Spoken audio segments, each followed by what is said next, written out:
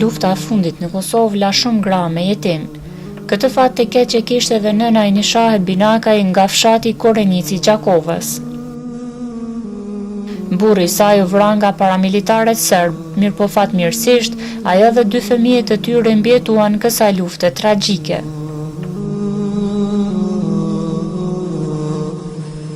Për këtë nën, rritja 2 jetimeve ishte një tjetër sfidë me shumë peripeti.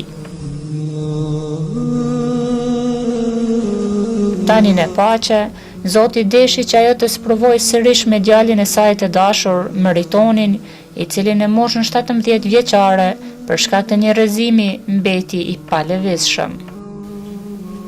Pas një fatkeqësi me djalë, i cili më ka rëzue vitin 2011, në Ljomë. Edhe mi ka thyu nazat e qafës, se 5 se 6, edhe më ka meti palëvizshëm. Nëna e Nishahe na tregon gjendjen e Meritonit përmes fotografive të ndryshme, të bëra gjatë dhe pas kohës që ai qëndroi për trajtim në spitale të ndryshme për rreth 1 vit. Gjithashtu, ajo na shpjegon sa vështirë ishte dhe vazhdon të jetë gjendja e tij. 3 pjesë të qilvar, 2 kontë dhe për mrapa.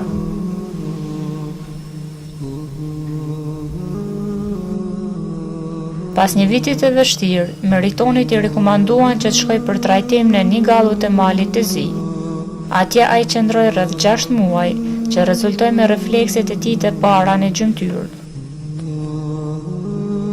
Fatkeqësisht, ai kishte të pamundur mbulimin e shpenzimeve të larta në këtë spital. Prandaj, Meritoni u detyrua të lënë gjysmë këtë betejë dhe ngritja sërishme në këmbë mbeti një shpresë. 4 vite, Meritoni i kaloi kështu, nga një herë në karrocë e të shumtën e kohës i shtrirë në krevat. Ai nuk mund t'i kryej vetë as nevojat e tij personale.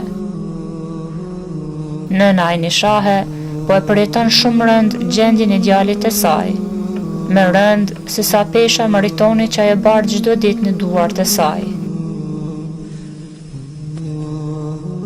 Ajo çdo ditë i lutet Zotit që djali i saj të shërohet.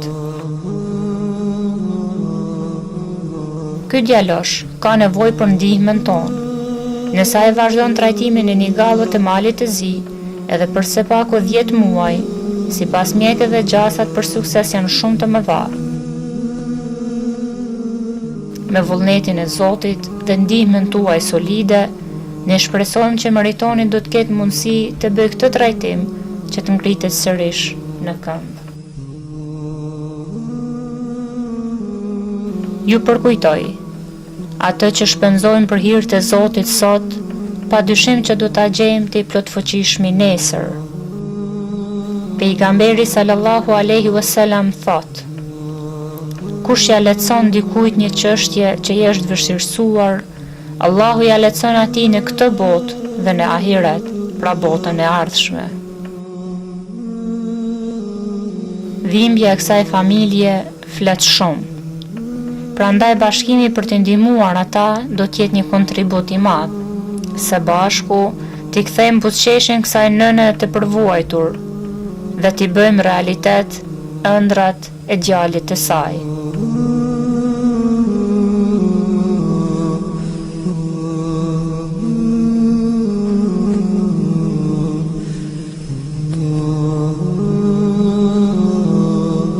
Faleminderit për mbështetjen tuaj.